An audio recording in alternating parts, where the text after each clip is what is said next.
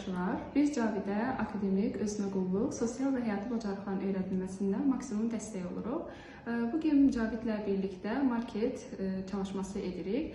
Belə ki, proqramın çalışılmasında əsas məqsəd Cavidə market alış-verişi edən zaman lazım olan bacarıqların öyrədilməsidir. Proqramın çalışılmasında əsas məqsədlərdən biri şagirdin sosiallaşmasına maksimum dərəcədə dəstək olmaqdır. Proqram çalışılan zaman Cavid ona verilən siyahıdakıları alar, növbədə gözləyər, tərəvəzləri çəkdirər, kassada gözləyər və nəqd və yaxud da ki, kartla ödəniş edər. Bu proqram çalışılan zaman şagirdin yaşı nəzərə alınaraq sözlü ipucudan və sosial mükafatlardan istifadə edilir.